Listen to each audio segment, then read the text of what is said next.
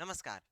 Bhavyam classes की इस online platform पर आपका बहुत बहुत स्वागत है। मेरा नाम है रोशन और आज बात करेंगे इंडिया द मोदी क्वेश्चन की। ये बीबीसी द्वारा रिलीज एक डॉक्यूमेंट्री है जो कि दो एपिसोड में रिलीज की जा रही है। इसका रिलीज यूके में यानी कि यूनाइटेड किंगडम में हो चुका है और इंडिया में ये अभी तक रिलीज नहीं हुई है। ब्रिटिश ब्रॉडकास्टिंग कॉरपोरेशन जो इस डॉक्यूमेंट्री की निर्माता है वो ब्रिटेन की आधिकारिक न्यूज़ मीडिया आउटलेट है। इस पर बहुत सारी विवाद हुई है, बहुत सारी कंट्रोवर्सी है। क्यों? क्योंकि ये गुजरात के 2002 दंगों के ऊपर टिप्पणी करती है, ये सरकार को दोषी मानती है और बहुत कुछ है इस वीडियो में जानने के बारे में। इसके क्या मायने हो सकते हैं, भारत और ब्रिटेन के रिश्ते में ये किस प्रकार से इम्पैक्ट कर सकता है, ये सब बातें आज हम इस वीडियो के द्वारा जानेंगे। तो इंडिया द मोदी क्वेश्चन, ये है इंडिया द मोदी क्वेश्चन जो कि बीबीसी द्वारा रिलीज डॉक्यूमेंट्री का पोस्टर है।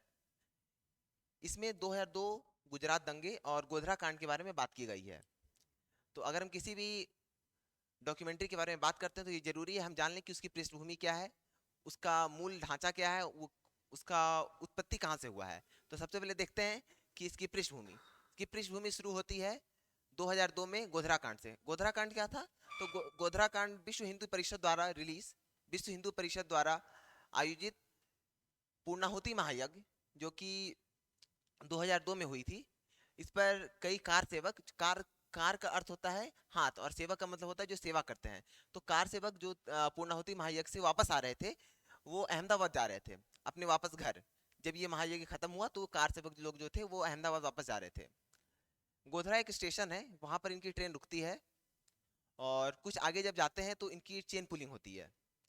2 बार चेन पुलिंग होती है और उसके बाद साब बोगी नंबर S5 और S6 साबरमती एक्सप्रेस का, जिस ट्रेन से वो लोग जा रहे थे, इस ट्रेन में जो 2 डब्बे थे, स्लीपर के 2 डब्बे थे, S5 और S6 पर पत्थरबाजी होती है।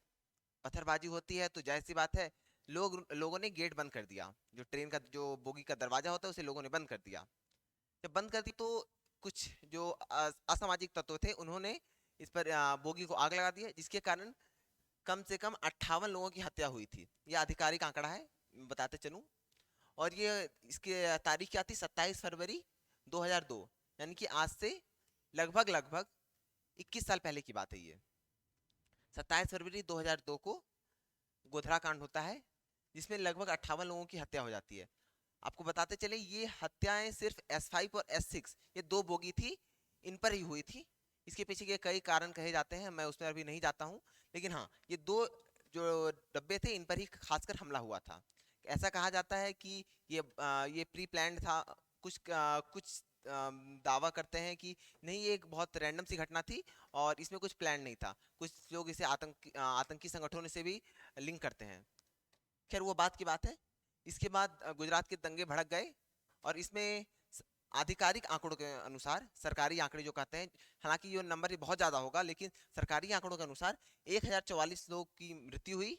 1044 लोगों की मृत्यु हुई, 223 लोग गायब हो गए और 2500 यानी 2500 लोग गायब हो गए थे। ये थी सरकारी आंकड़े। क्योंकि गोधरा कांड के बाद जो जो दंगे थे वो बहुत ज़्यादा भड़क गए थे, पूरे गुजरात में दंगे हुए थे। ये भारतीय इतिहास का एक काला अध्याय है। जब दंगे भड़क गए तो हिंदू मुस्लिम आपस में लड़ पड़े और इसके अन्य अन्य कई पर्सपेक्टिव हैं जिस पर हम कभी भी फिर बाद में बात करेंगे। तो तो इसमें ये बात यह है कि 1044 लोग की मृत्यु हो गई, 223 लोग गायब हो गए और 2500 लोगों की लोग घायल हो गए। अब बात आता है कि इस पर बीबीसी ने एक डॉक्यूमेंट्री बनाई और इसका नाम दिया इंडिया द मोदी क्वेश्चन। अब मोदी ही क्यों? क्योंकि गुजरात और मोदी का क्या कनेक्शन है? तो उस समय गुजरात के मुख्यमंत्री नरेंद्र मोदी थे और 2002 में यह घटना हुई। तो 2002 में गुजरात के मुख्यमंत्री श्री नरेंद्र मोदी थे और उस समय केंद्र में श्री अटल बिहारी वाजपेयी जी की सरकार थी। तो इस पर केस हुआ, बहुत सारे पिटीशंस दायर हुए, बहुत सारी याचिकाएं दायर हुई। सुप्रीम कोर्ट में ये केस चला और सुप्रीम कोर्ट ने नरेंद्र मोदी को क्लीन चिट दे दिया। क्लीन चिट मतलब उन्हें बाइज्जत बरी कर दिया गया। उस समय एसआईटी यानी कि स्पेशल इन्वेस्टिगेशन टीम का भी गठन हुआ था, नानावती कमेटी बैठी थी और बहुत सारे एसआईटी, बहुत सारे कमेटी बैठी थी जिन्होंने अपनी रिपोर्ट पेश किया, जिन्होंने अपने अर्जी दर्ज किए, जिन्होंने अपने बारे में जिन्होंने अपने पर्सपेक्टिव रखे सुप्रीम कोर्ट में। और at the end supreme court ने नरेंद्र मोदी को क्लीन चिट दे दी। अब बीबीसी का यहाँ पर क्या रोल आता है? बीबीसी जो इसका फुल फॉर्म है ब्रिटिश ब्रॉडकास्टिंग कॉरपोरेशन। ये यूके की आधिकारिक न्यूज़ मीडिया आउटलेट है, यानी कि ये सरकारी एजेंसी है। इसने इंडिया द मोदी क्वेश्चन नाम से एक डॉक्यूमेंट्री रिलीज की, जो कि दो पार्ट्स में है, एपिसोड 1 और एपिसोड 2। ये यूके में प्रकाशित हो चुकी है, भारत में अभी तक ये प्रकाशित नहीं हुई थी। और इसे बीबीसी एक गंभीरता से शोध की गई डॉक्यूमेंट्री बताता है। से बीबीसी का क्लेम है कि ये कई सालों के शोध का ये नतीजा है, इस कई सालों के शोध का ये परिणाम है कि हम इस documentary India the Modi question को हम प्रकाशित कर पाए हैं। इस डॉक्यूमेंट्री में बीबीसी का कहना क्या है कि ये जो सरकार थी उस समय की, यानी कि जो मोदी सरकार थी उस समय की, जो मुख्यमंत्री जब नरेंद्र मोदी थे, तो वो दोषी थे। और एसआईटी यानी कि स्पेशल इन्वेस्टिगेशन टीम की जांच को सतही यानी कि सुपरफिशियल कहा है, कि वो बस ऊपरी ऊपरी तह तक नहीं गए और बस ऊपरी ऊपरी उन्होंने जांच किया। और ये बहुत हद तक इन्होंने सरकारी प्रेशर या फिर अन्य कारणों से ये जांच पूरी अच्छी तरह से नहीं हो पाई। और ब्रिटेन ने एक खुफिया जांच करवाई थी, जिसकी जो रिपोर्ट थी उसके आधार पर ये डॉक्यूमेंट्री बनाई जा रही है। तो आपको समझ आ गया होगा कि इसका मूल ढांचा क्या है। अब जब ये रिलीज हुआ तो लोगों ने प्रतिक्रिया देनी शुरू की। सबसे पहले सरकारी प्रतिक्रिया क्या थी? सरकारी प्रतिक्रिया थी कि जो अरिंदम बागची हैं, अरिंदम बागची विदेश मंत्रालय के आधिकारिक स्पोक्स पर्सन है, प्रवक्ता है, उन्होंने कहा कि ये ऑब्जेक्टिविटी और फ्रैंकली ये कॉलोनियल माइंडसेट को दर्शाती है। कॉलोनियल माइंडसेट मतलब हम पर ब्रिटेन ने बहुत सालों तक राज किया, और वही कॉलोनियल माइंडसेट को ये दर्शाती है। और इस पर 300 जजों ने, ब्यूरोक्रेट यानी नौकरशाहों ने, यानी कि हमारे जो ब्यूरोक्रेट्स होते हैं, आईएएस आईपीएस और बहुत बड़े बड़े पर्सनालिटीज़ ने इन पर कहा कि बीबीसी ने जो ये डॉक्यूमेंट्री बनाया है, ये एक ब्रिटिश इंपीरियलिस्ट एजेंडा है।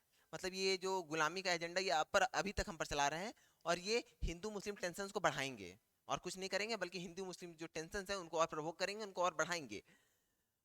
और और इससे अभी कोई खास फायदा होने वाला नहीं है, क्योंकि सुप्रीम कोर्ट ने इस पर उन्हें क्लीन चिट दे दिया था उस और तो सरकार ने क्या प्रतिक्रिया, सरकार ने प्रतिक्रिया की कि इमरजेंसी शक्तियों का इस्तेमाल किया, और आईटी नियम 2021 के तहत इस डॉक्यूमेंट्री को भारत ने बैन कर दिया।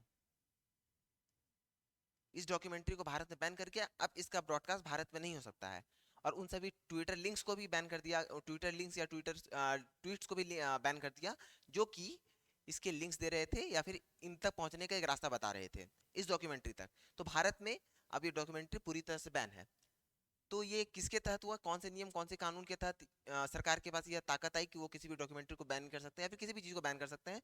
तो आईटी नियम 2021, आईटी रूल्स 2021 में आईटी रूल्स में संशोधन हुआ था, अमेंडमेंट हुआ था। उसके तहत जो नियम 16 है, रूल 16, उसके तहत आपातकालीन मामले में सूचना की अवरुद्ध करने के लिए, सूचना को रोकने के लिए, ताकि कोई मिसकम्युनिकेशन ना हो जाए, ताकि कोई आ, सांप्रदायिक मामले ना भड़क जाएं, या फिर वैसा कुछ भी जिससे देश की संप्रभुता को खतरा हो सकता है, उसको सरकार बैन कर सकती है।